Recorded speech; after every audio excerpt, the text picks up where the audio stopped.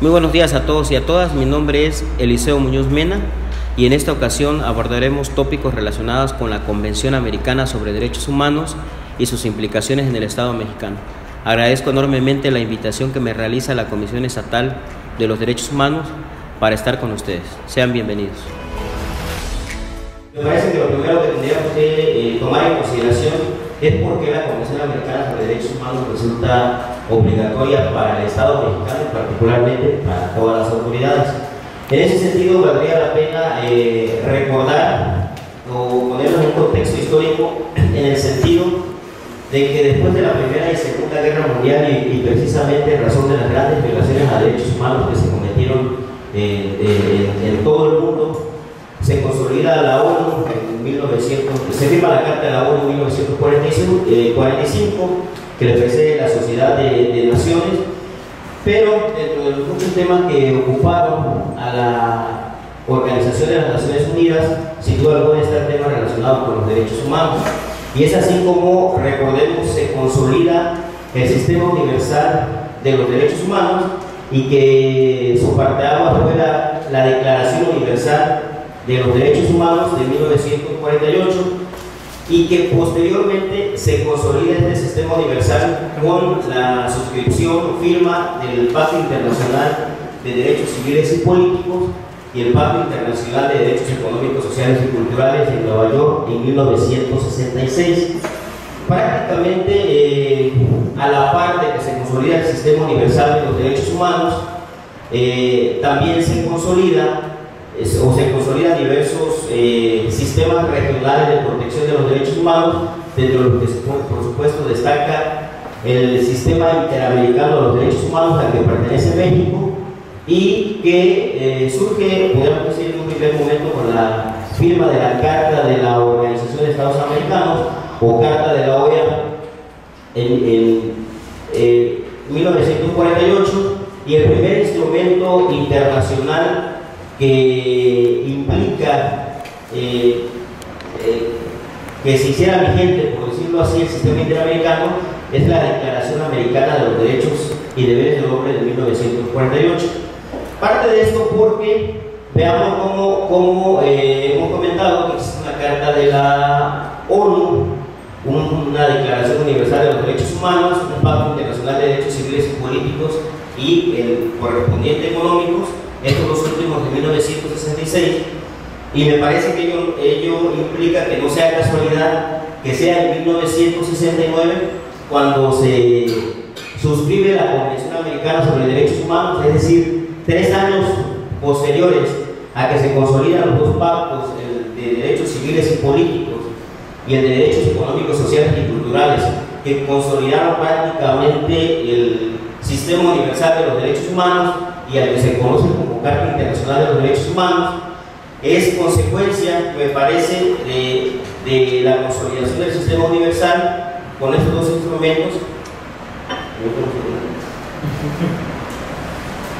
que se firma en 1969 la Convención Americana sobre Derechos Humanos, y que prácticamente esta Convención Americana sobre Derechos Humanos va a implicar el documento que le va a dar prácticamente la consolidación al sistema interamericano de los derechos humanos en 1969.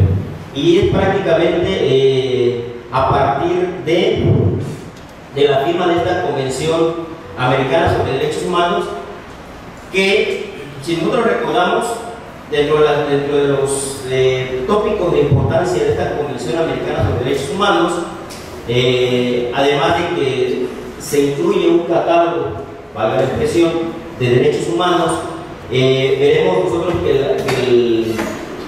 que la Convención Americana sobre Derechos Humanos tiene dos apartados. El primero lo tenemos aquí a la vista, que es el que se refiere a los deberes de los estados y los derechos protegidos. Prácticamente en esta primera parte nosotros vamos a encontrar en un primer momento, a ver si me permite. Ok, decíamos, en el capítulo 1 se refiere a la enumeración de los deberes que asumen los estados partes que firman la Convención Americana sobre Derechos Humanos. Pero quiero hacer un contexto un poquito más general. Prácticamente Básicamente, en la Convención Americana sobre Derechos Humanos vamos a encontrar en un primer momento la enumeración de los deberes de los Estados parte de la Convención Americana, que como podemos apreciar, que por cierto yo no lo alcanzo a ver, refiere que los Estados deberán asumir o deberán llevar a cabo todas las acciones que sean necesarias para que se garantice el cumplimiento de los derechos humanos que están consagrados en la Convención Americana sobre Derechos Humanos. Y ya eso es artículo 1, numeral primero. En el artículo 1, numeral segundo, si no mal recuerdo, ahí se puede apreciar en la siguiente diapositiva, verá que prácticamente refiere que si un Estado no tiene los instrumentos jurídicos, los instrumentos legislativos, los instrumentos, si no tiene la infraestructura o todo lo necesario para que se materialice el contenido de los derechos de la Convención Americana, el Estado deberá entonces realizar todas esas acciones pertinentes para que los derechos humanos de la Convención se lleven a cabo. Digamos que parte en un principio de dos presupuestos: la obligatoriedad de los Estados de materializar el contenido de los derechos humanos de la Convención Americana, por una parte, y dos, si no se tiene la infraestructura normativa, legislativa, etcétera, deberá el Estado implementar esas acciones para que los derechos de esta convención se lleven a cabo. ¿Sí me permiten la siguiente? Ahora vean, es la parte que quiero comentar. Prácticamente en el capítulo 2 o en la primera parte, nosotros vamos a encontrar una serie de derechos que desde la perspectiva de la propia Convención Americana se denominan derechos civiles y políticos. Había yo mencionado con antelación que finalmente el sistema interamericano de derechos humanos tiene como precedente el sistema universal de los derechos humanos, ¿no? Ahora bien, vean que a nivel del sistema universal de los derechos humanos al cual pertenece México, tiene dos pactos, que es el pacto, ya lo habíamos dicho, ¿no? El Pacto Internacional de Derechos Civiles y Políticos y el Pacto Internacional de Derechos Económicos, Sociales y Culturales. Si ustedes recuerdan, la primera y segunda generación de los derechos humanos se ubican en ese contexto. Primera generación, derechos civiles y políticos; segunda generación, derechos económicos, sociales y culturales. Y hago mención de esto porque de cierta manera la Convención Americana sobre Derechos Humanos sigue estos lineamientos. Considero que no es casualidad que el capítulo 2, que se refiere a derechos civiles y políticos, sigan la suerte del Pacto Internacional de Derechos Civiles y Políticos, y luego del apartado segundo, que vamos a llegar ahí en algún momento, se refiere a derechos económicos, sociales y culturales. Lo cierto es que la Convención Americana sobre Derechos Humanos, tal y como hemos apreciado en las láminas, prácticamente los primeros 26 artículos se refieren exclusivamente a derechos políticos, perdón, a derechos civiles y políticos. En el apartado, en el capítulo 2, que ya se hizo esta cosa, en el siguiente apartado, que se refiere a derechos económicos, sociales y culturales, prácticamente dentro de la Convención Americana no se señalan esos derechos económicos, sociales y culturales. Recordemos que con posterioridad se firmó un protocolo que se llama Protocolo de San Salvador, que prácticamente es el protocolo facultativo de la Convención Americana sobre Derechos Humanos, es donde se van a enlistar o enumerar todos los derechos económicos, sociales y culturales que tutela la Convención Americana sobre Derechos Humanos. Lo cierto es que en un primer momento no se enunciaron estos derechos económicos, sociales y culturales. No así los derechos civiles y políticos, que sí se encuentran debidamente enunciados en la Convención Americana sobre Derechos Humanos. Si me permitiera regresar a la 1, 2, 3, 4, 5. Ahí está bien. Una más atrás, por favor. Una más. Ahí está. Vean, prácticamente, insisto, sí tenemos en la Convención Americana debidamente señalado los derechos civiles y políticos. De acuerdo a la plática sostenida con la doctora Elenita, me pudiera transmitir sea prácticamente la utilidad de la aplicatoriedad de la Convención Americana sobre Derechos Humanos. No me voy a referir específicamente en la plática a todos y cada uno de los derechos, los podemos apreciar, pero hay una parte a la que quiero llegar al final de la charla que tiene que ver con el control de convencionalidad, pero particularmente con el control de convencionalidad del uso de oficio, que bien sabemos es la obligación que tienen todas las autoridades del Estado de no aplicar o de inaplicar una norma infraconstitucional cuando esta norma jurídica contravenga a la propia Constitución y a los tratados internacionales, que me parece que esa es la parte medular que nos deja esta Convención Americana sobre Derechos Humanos. Ojo, eso no significa que por supuesto no sea de importancia o no tenga de importancia cada uno de los derechos que se encuentran consagrados en la Convención. Por decirlo menos, en el artículo 8, que se refiere a las garantías judiciales, prácticamente estas garantías judiciales son las que actualmente encontramos en los artículos 14, 16 constitucional, 20 apartado B y C, que se refieren prácticamente a garantías relacionadas con el debido proceso, la prohibición de detenciones arbitrarias, la obligación de poner a una persona a disposición lo más inmediato que se pueda del Ministerio Público, a su vez con el juzgador, en el caso de los menores que tienen derecho a ser juzgados por tribunales especializados, etc. Y nosotros podemos ver aquí una serie de derechos. Me llama también poderosamente la atención el contenido del artículo 10, que se refiere al derecho de indemnización, aunque si bien es cierto nosotros no, bueno, la comisión más bien no conoce de quejas en contra del Poder Judicial, sí resulta importante establecer que el artículo 10 de la Convención Americana refiere el derecho que tiene toda persona a la indemnización por error judicial, es decir, cuando es sentenciado y esa sentencia deriva de una violación a sus derechos humanos y prácticamente se consagra el derecho a la indemnización conocida como por error judicial, es decir, que sea el juzgador quien cometa un error al arbitrar una sentencia. Y sabemos que nosotros en los promedios esto sucede muy seguido, ¿no? Ya sea por lo que se conoce como homonimia o porque simple y sencillamente se requieren a veces de chivos expiatorios y ahí se dictan las sentencias en contra de quien se deje, ¿no?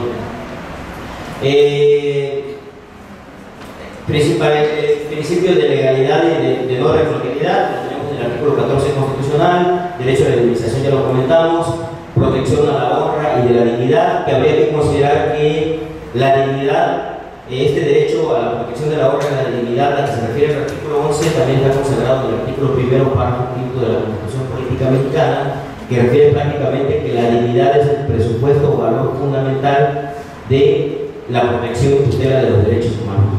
Seguidamente, la libertad de conciencia y de religión. Bueno, libertad de lo que voy a enunciar, libertad de pensamiento y de expresión. Se reconoce también el derecho de rectificación o respuesta, que si recuerdan también ya se encuentra consagrado en el artículo 6 constitucional, que es prácticamente lo que se conoce como derecho de réplica, ¿no? Hay periodistas que se pasan un poquito de la raya. Hace 3 días en San Cristóbal sucedió un escandalazo.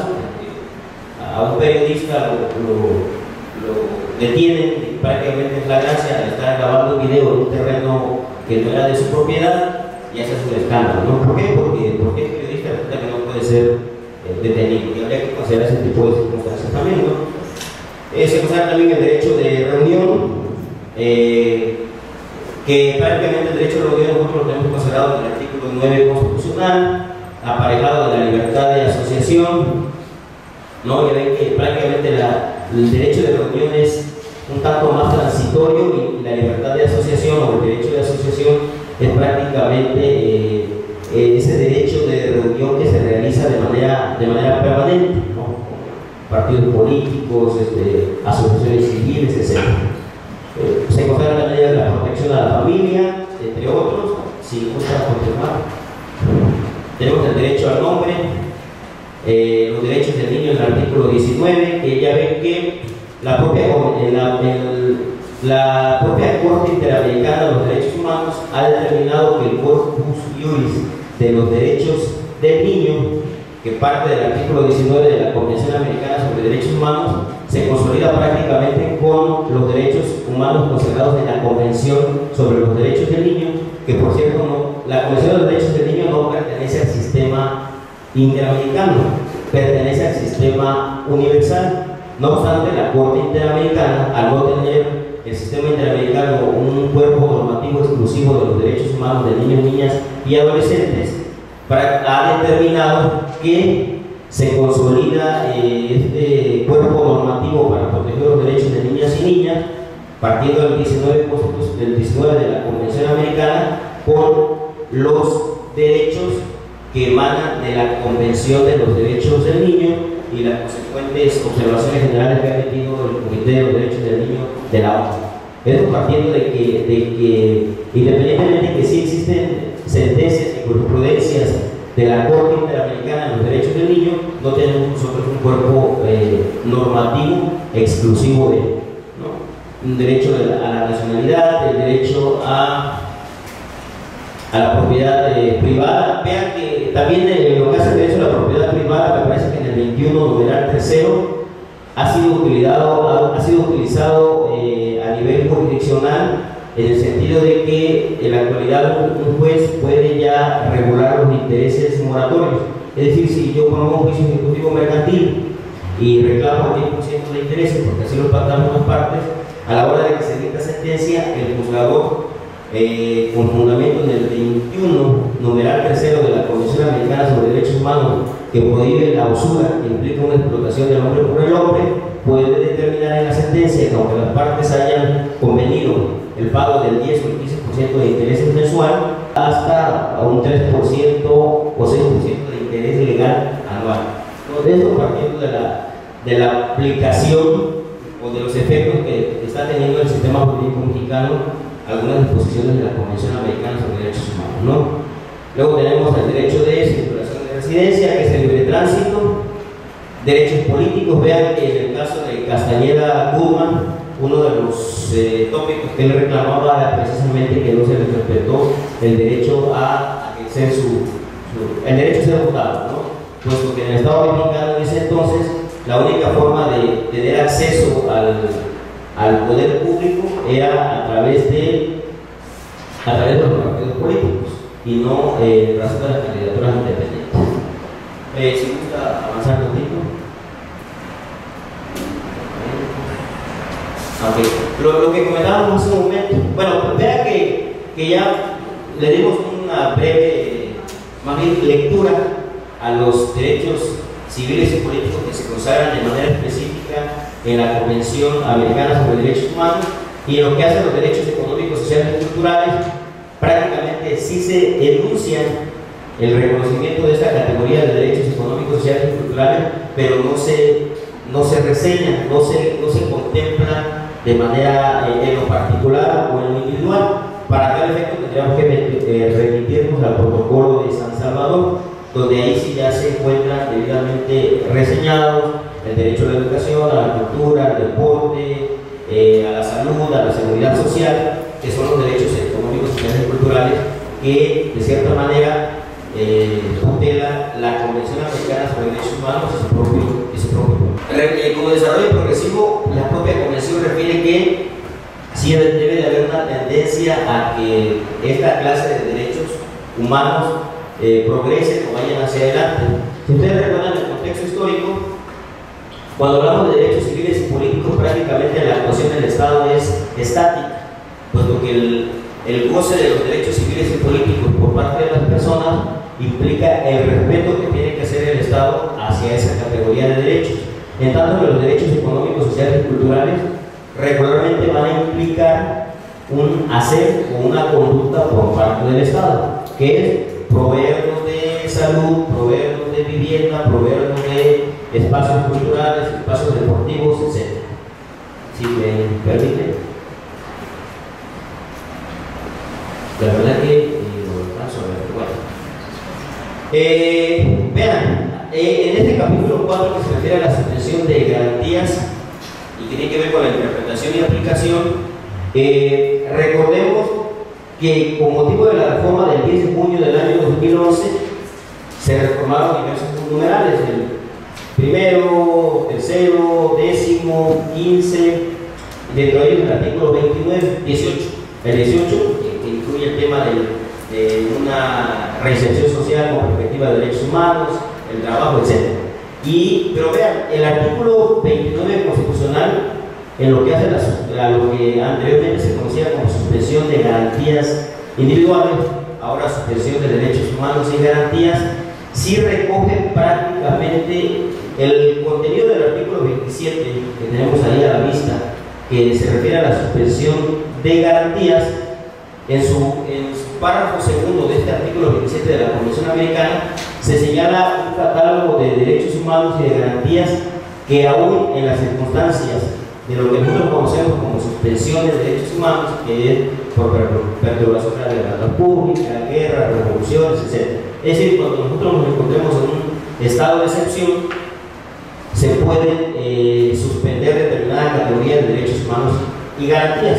Lo cierto es que de ese artículo 27, que no tenemos el contenido en la lámina, pero si ya revisan la convención, verán que en el párrafo segundo se enuncia un catálogo de derechos que aún en ese supuesto de la suspensión de garantías a que se refiere el artículo 27 de la Convención Americana sobre Derechos Humanos y al que se refiere el 29 de nuestra Constitución Política Mexicana, prácticamente el contenido del 27 párrafo segundo en la actualidad forma parte del artículo 29 párrafo segundo de nuestra Constitución Política Mexicana, en el sentido de que ahí se reseñan determinados derechos que bajo ninguna circunstancia pueden ser suspendidos o restringidos. El derecho a la vida, las propias garantías judiciales o las garantías para la protección de los derechos humanos, no se permite su suspensión, puesto que si no hay garantías, pues prácticamente no tendríamos nosotros cómo hacer efectivo la tutela de derechos humanos. Si gusta avanzar, seguimos por favor. Bueno, vean, entonces vean cómo la parte primera, decíamos en términos generales, se refiere a derechos civiles, políticos, económicos, sociales y culturales, ¿no? Siguiendo cierta suerte de lo que establece el sistema universal de los derechos humanos.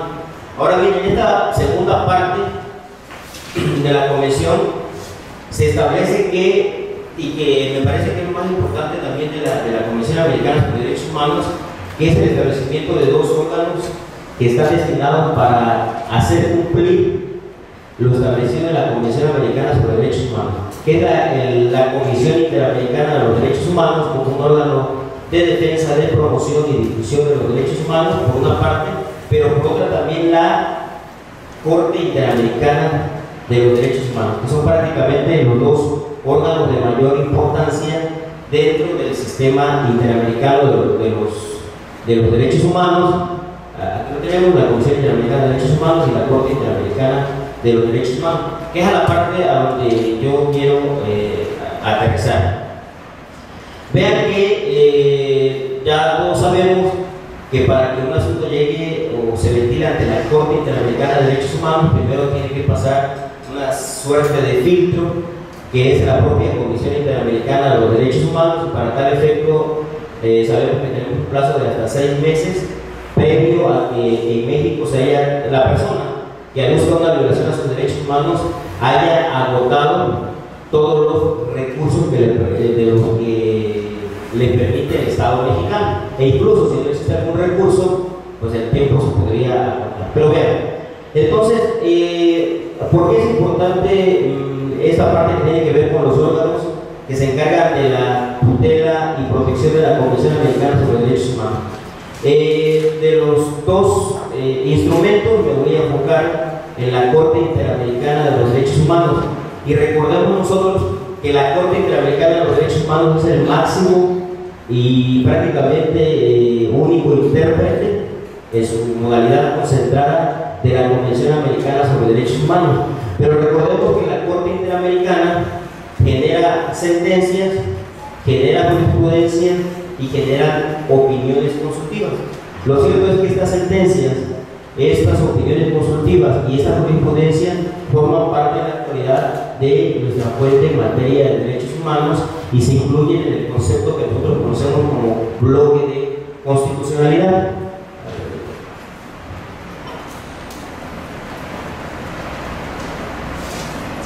¿Seguimos? Bueno. Vean, aquí nada más traigo una breve relatoría, o más bien una enumeración de los casos en los que México ha sido objeto de litigio por violación a derechos humanos ante la Corte Interamericana de los Derechos Humanos. Ahí se refieren dos sentencias de la Corte Interamericana de Derechos Humanos contra de México.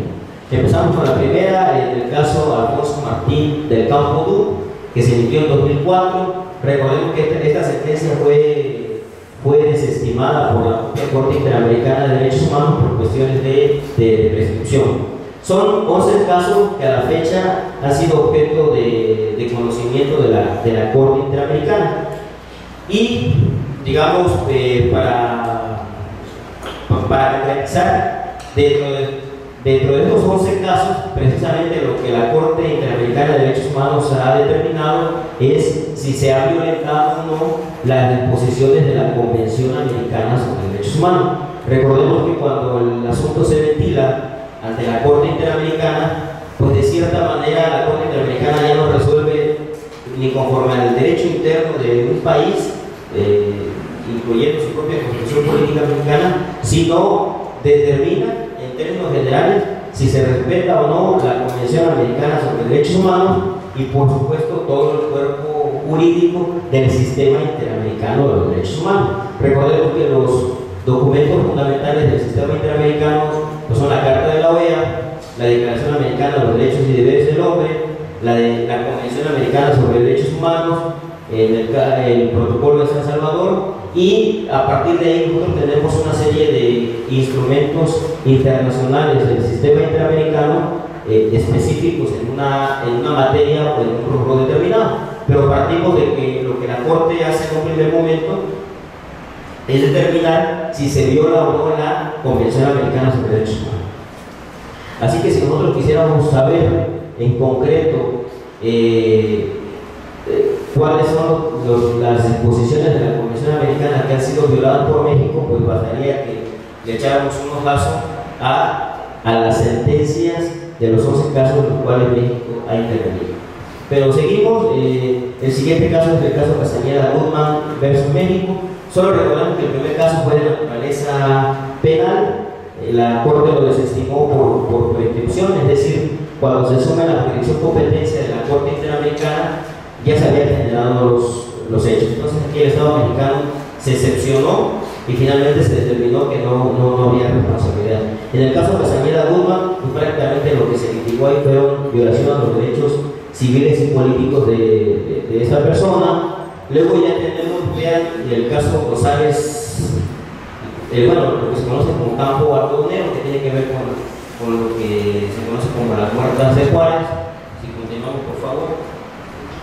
Luego también tenemos el caso Radilla Pacheco, que ustedes recuerdan prácticamente este caso es de los más emblemáticos para el Estado mexicano. No quiere decir que los otros no sean importantes. Por supuesto, el campo algodonero también es fundamental en el sentido de que de ahí viene todo el tema que tiene que ver con los protocolos y los lineamientos para evitar feminicidios, que me parece que se sigue luchando en ese tema hasta el día de hoy, ¿no? Pero en el caso Radilla Pacheco, si ustedes recuerdan, generó de antemano, lo primero que se preguntó el Estado mexicano es si debía o no cumplir con las disposiciones de esta sentencia. Se generó el expediente 912, el expediente Varios 912/2010, en el cual se consolidaron muchas de las figuras jurídicas que en la actualidad tenemos vigente en México, que es el control de convencionalidad, el principio pro persona y el bloque de constitucionalidad, así como la interpretación conforme, ¿no? Y también el parámetro de control de regularidad constitucional para referirse a todos aquellos instrumentos jurídicos que constituyen una fuente en el Estado mexicano. que recordemos que esa es la parte, me parece, más complicada para quienes se dedican a la administración o procuración de justicia o para quienes ejercen un cargo público. Esa renuncia a ir más allá de su propia normatividad interna, llámese legislación, reglamentos, de cabildo a nivel municipal, y aplicar el contenido de la Constitución Política Mexicana, el contenido de prácticamente un aproximado de 210 tratados internacionales en materia de derechos humanos, la propia Convención Americana, jurisprudencia de la Corte, opiniones consultivas, sentencias, etc. Que me parece que es la parte más difícil con la que se tiene que combatir a diario, ¿no? El decirle a una autoridad, llámese el Ministerio Público, Policía Municipal, Policía de Tránsito, Presidente Municipal, regidores, ¿sabes qué? Tienes que ir más allá o estás obligado a darle cumplimiento a estos instrumentos internacionales. Tenemos el caso Fernández Ortega y otros de México, el de Rosendo Cantú y otros, por favor. Ahora ven, el caso Cabrera García y Montiel y Flores, el de García Cruz y Sánchez Silvestre, que vean que hay 3 últimos casos que prácticamente son de noviembre del año pasado.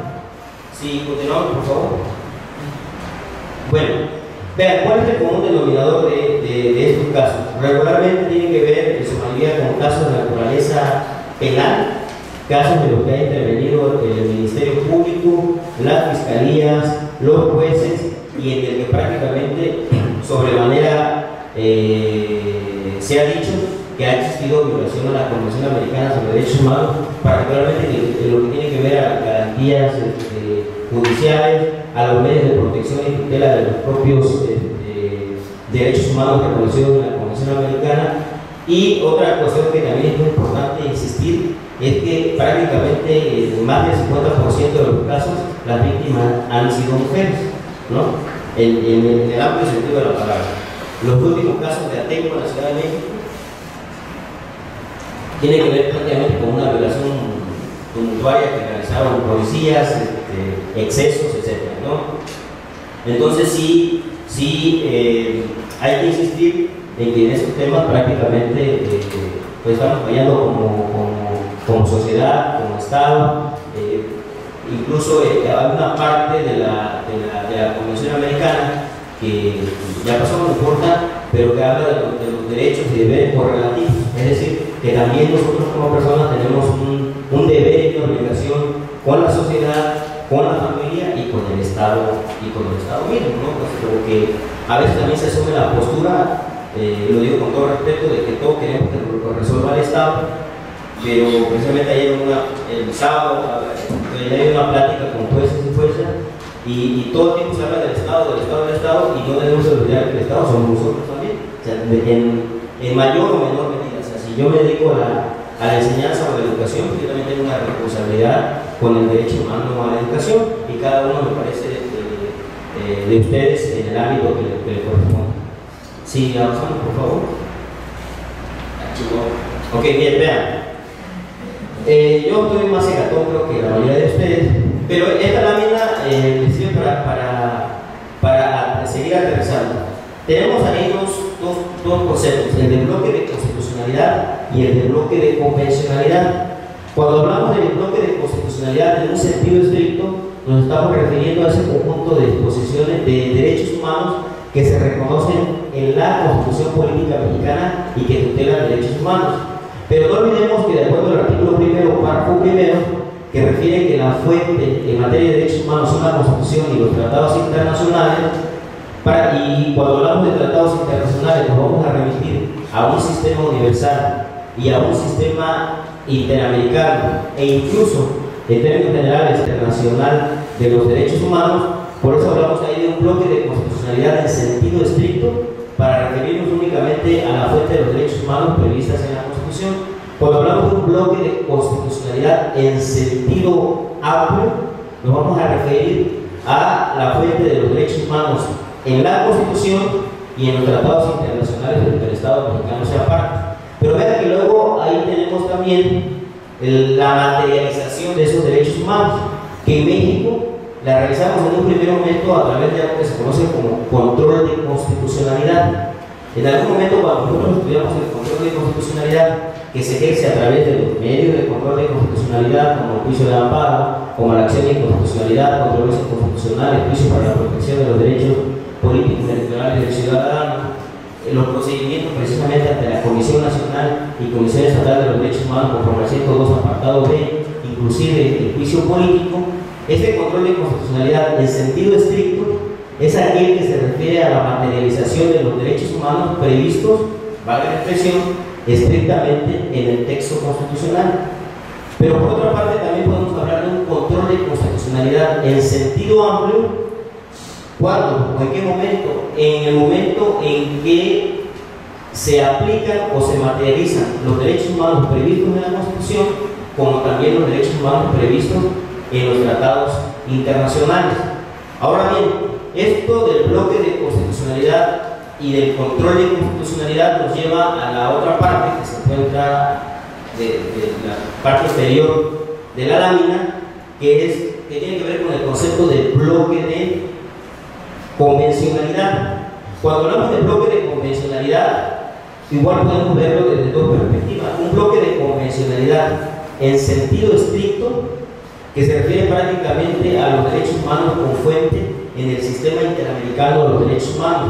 Recordemos que el concepto de convencionalidad de convencionalidad surge en razón de que el instrumento jurídico de mayor importancia dentro del sistema interamericano es precisamente la Convención Americana sobre Derechos Humanos. Entonces podemos hablar de un bloque de convencionalidad en sentido estricto para referirnos al cuerpo jurídico de derechos humanos que emana del sistema interamericano de los derechos humanos, y que la convención es el instrumento de mayor importancia, y también a un bloque de convencionalidad en sentido amplio para referirnos a los dos sistemas, o en general al derecho internacional de los derechos humanos, es decir, a la fuente de los derechos humanos en el sistema universal y a la fuente de los derechos humanos en el sistema interamericano.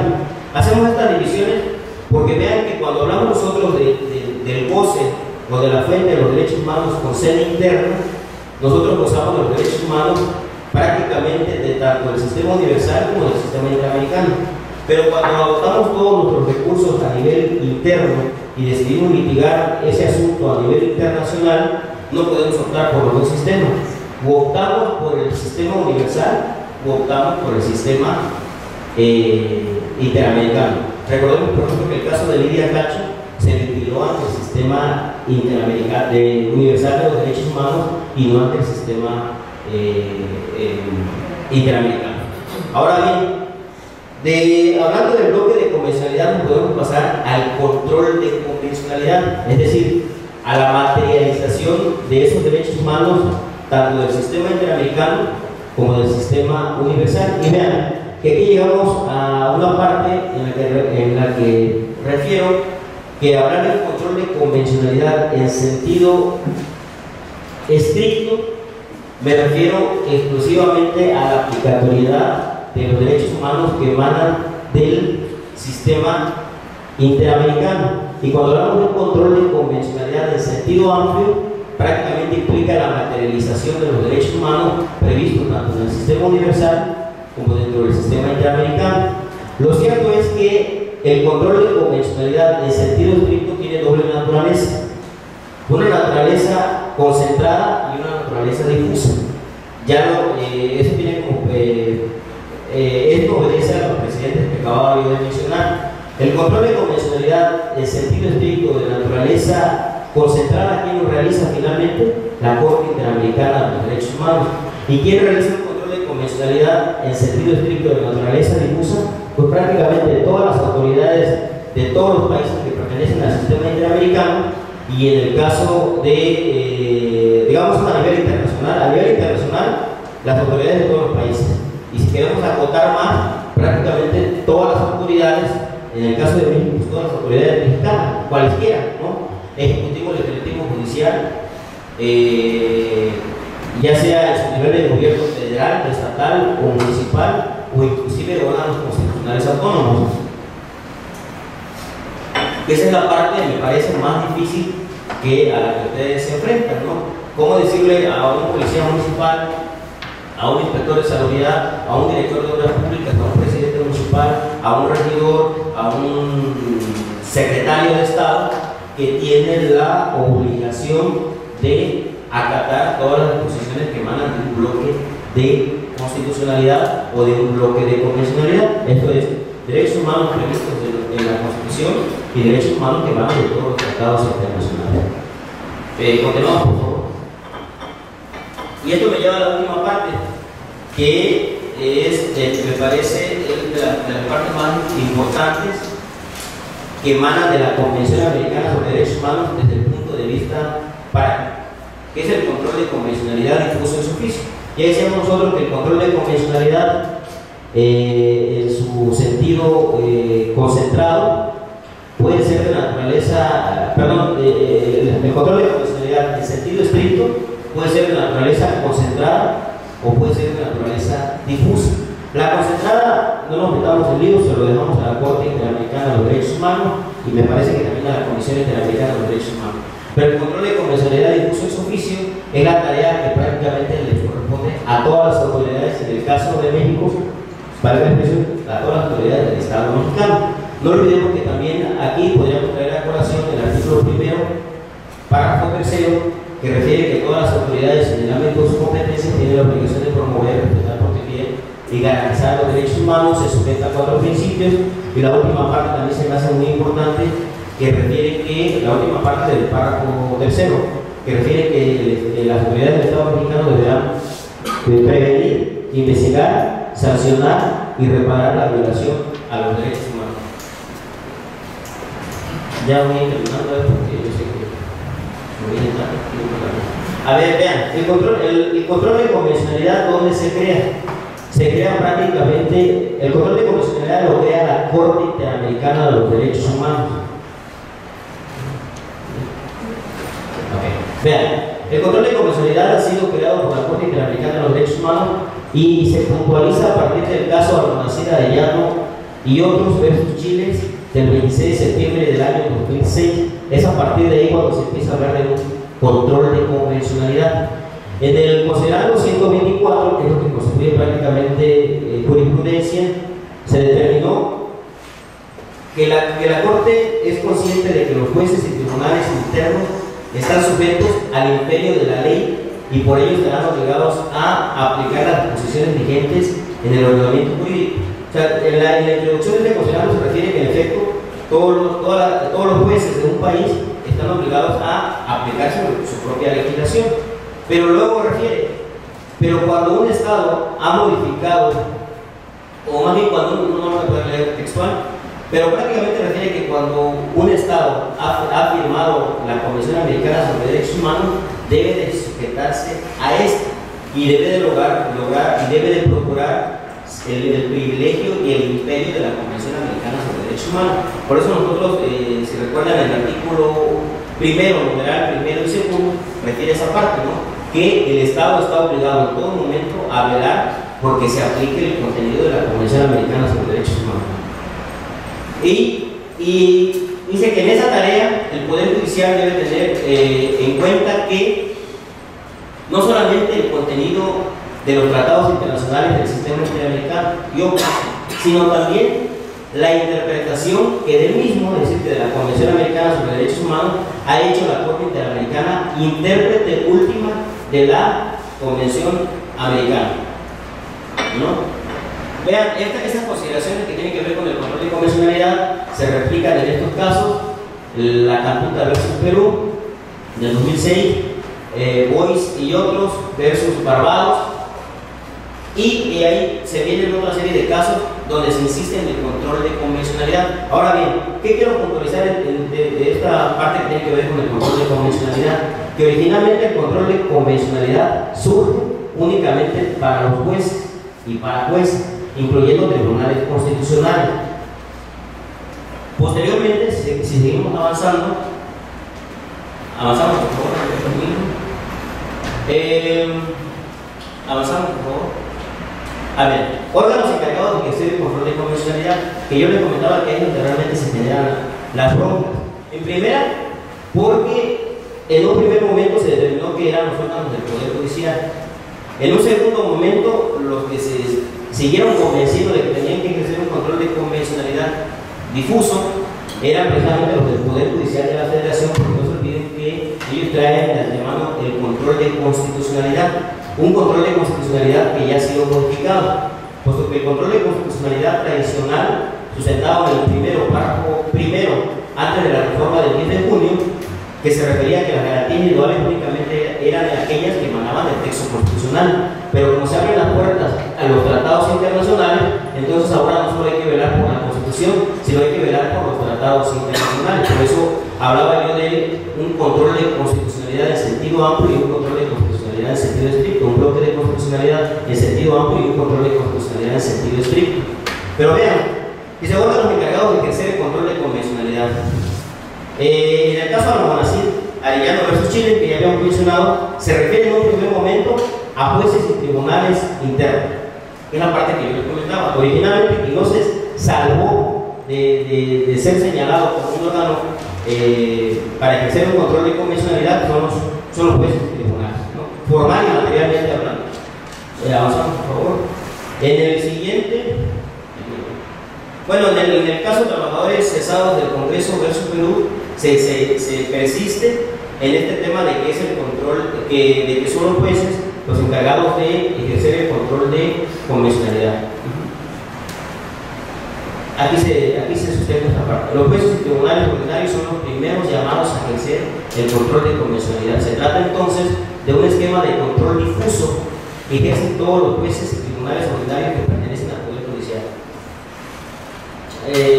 Este concepto de control de convencionalidad, además de abarcar a jueces de justicia ordinaria, implica a jueces federales y por supuesto también incluye a Corte Suprema. Es decir, en este caso la Suprema Corte de Justicia de la Nación en nuestro país no se debe de salvar o no debe de prescindir de ejercer un control de convencionalidad difuso en su oficio, implícito dentro del control de constitucionalidad en su sentido amplio y en su sentido estricto.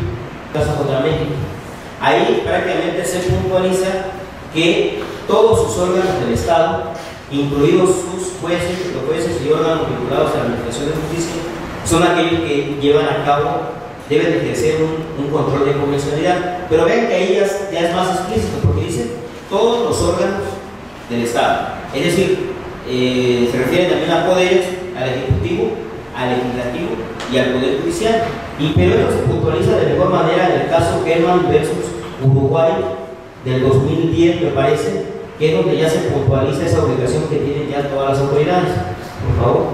Entonces, a partir de los casos Cabrera García y Montiel Flores y el de Kerman versus Uruguay, es donde se determina puntualmente que el control de convencionalidad implica a todos los órganos de los Estados, ¿no?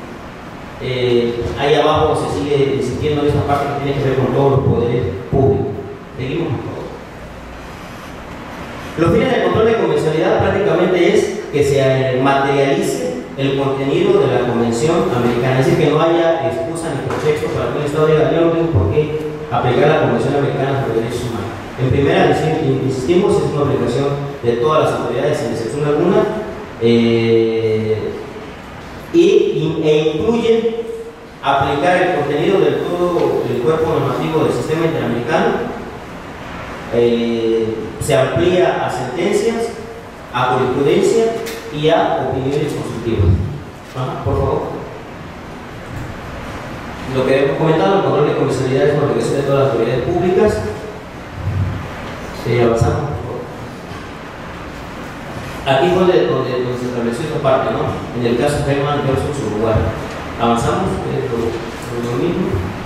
Aquí se sigue señalando otros casos más recientes, en este caso es del 2014, donde podrán apreciar ustedes, porque yo no lo veo, que todas las autoridades y los órganos del Estado están obligados a realizar este control de convencionalidad, ¿no? Se sigue insistiendo hasta fechas actuales. Y vean, seguimos avanzando. Aquí, en este siguiente caso, 2014, lo mismo, ¿no? Todos los poderes y órganos estatales en su control. Vean, lo cierto es que parece muy repetitivo, pero ustedes sabrán que en la práctica se enfrentan con ministerios públicos, se enfrentan con presidentes municipales, con muchas autoridades que les vale cacahuate la vida y que dicen que ellos de su cabildo no se salen, de su ley orgánica no se salen, y entonces sí insistir en que, por eso hago una especie así como de relatoría de más a menos. Primero, pues, luego todas las autoridades. Y si no te queda si te quedan dudas, hay jurisprudencia que dice algo. Todas las autoridades, incluyendo el Ejecutivo, el Legislativo y Judicial. Y si seguimos avanzando, hay una que se refiere incluso específicamente al Ministerio Público, que regularmente son los más, si seguimos avanzando, son los más renuentes.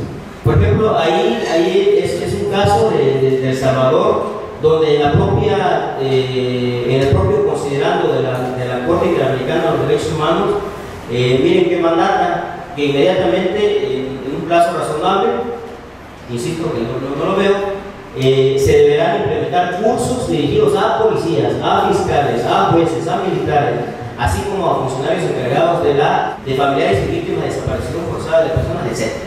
Pero, ¿por qué insisto en esto? Porque si finalmente la autoridad no se quiere convencer de que tiene esa obligación, bueno, pues ahí están los instrumentos que con nombres y apellidos le están diciendo, ¿sabes qué? Tú tienes la obligación de aplicar estos instrumentos internacionales, ¿no? A lo que yo les comentaba, en este caso en particular, ahí se refiere así con puntos y señales, ¿no? Así como el ministerio, ya si el ministerio público no lo quiere creer, bueno, pues vale, ahí está la jurisprudencia, ¿no? Continuamos, por favor. Ya lo hemos mencionado, el parámetro de convencionalidad está ampliado también a las opiniones consultivas, ¿no? Y hay una tesis aislada incluso ya en nuestro sistema jurídico que se denomina opiniones consultivas de la Corte Interamericana de Derechos Humanos, implicaciones de su carácter orientador para la educación fiscal. Lo cierto es que se ha determinado que la opinión consultiva hace la tesis de una tesis aislada, pero finalmente surge los efectos de un criterio orientador y válido para todas las autoridades, ¿no? Control de convencionalidad y obligación de adecuar a la legislación. Ok, también los órganos legislativos, que ahí tomaríamos en cuenta al Congreso de la Unión, a los congresos locales y por supuesto que también a los cabildos en lo que hace a la facultad reglamentaria, ¿no? Porque ustedes sabrán, más que yo, que existen muchas disposiciones reglamentarias a nivel municipal que violan los derechos humanos, pero vamos a hablar sobre la gana, ¿no? Entonces ellos también están obligados incluso a adecuar su normativa a este control de convencionalidad, ¿no? Desde el Congreso de la Unión, congresos locales, hasta la facultad reglamentaria que ejerce el Ejecutivo, a nivel federal, estatal, municipal. Tenemos el tema de las normas oficiales mexicanas, de repente hay unas muy mandadas ahí, pues también les atañe, ¿no? Esta última parte, que incluso debería implicar la ejecución de normas contrarias a la Convención Americana de los Derechos Humanos o bien su interpretación conforme a la misma. Ya vamos a terminar. Eso que está atrás. Ya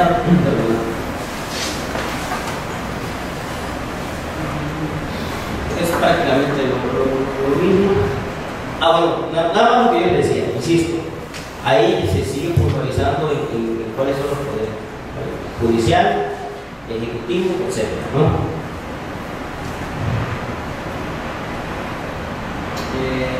Avanzamos.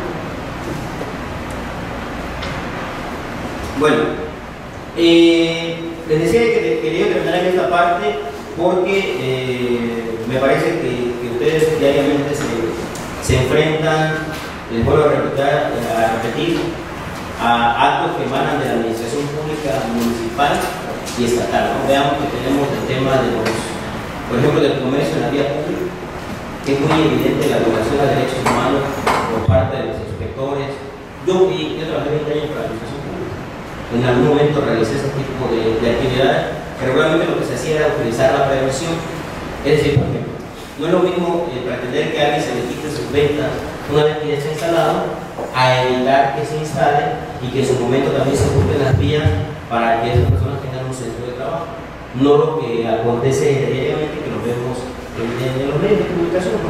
Que se agarran la fregadas prácticamente con el vendedor de una y habría que ver que ese tipo de conductas, por supuesto, que viola la Constitución Política Mexicana, la dignidad de las personas, la Convención de los Derechos de Niños, según sea el caso, etc.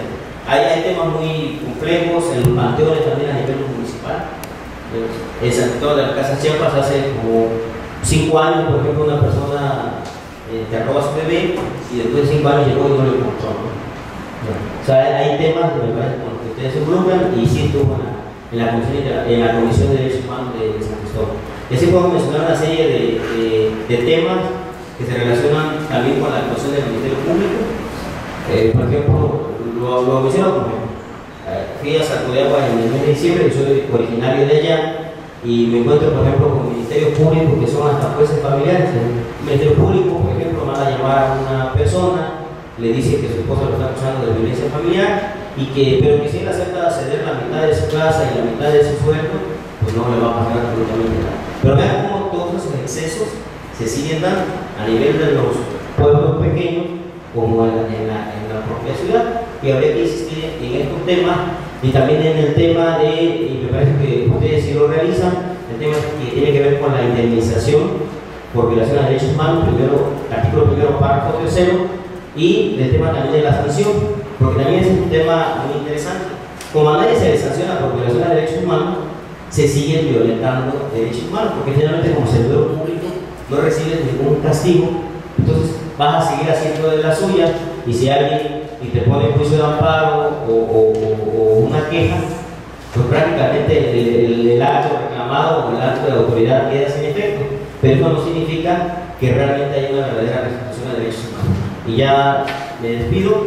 Vean, la única parte negativa es que tiene que ver con este criterio que ustedes ya habrán leído, que es el parámetro de control de regularidad constitucional y reflexión expresa, que esta deriva de la contradicción de tesis 293/2011, que desafortunadamente refiere que se reconoce que la fuente en materia de derechos humanos son la Constitución y los tratados internacionales, pero cuando exista una restricción expresa de derechos humanos en la Constitución Política Mexicana, deberá de estarse a lo que dice la Constitución, aun cuando evidentemente sea violatorio de derechos humanos. Se me hace que es una tesis bastante negativa, pero bueno, hay que lidiar con todo esto. Pues yo les agradezco mucho su tiempo, su amabilidad, insisto en la disculpa que les mencioné al principio, y sería todo de mi parte.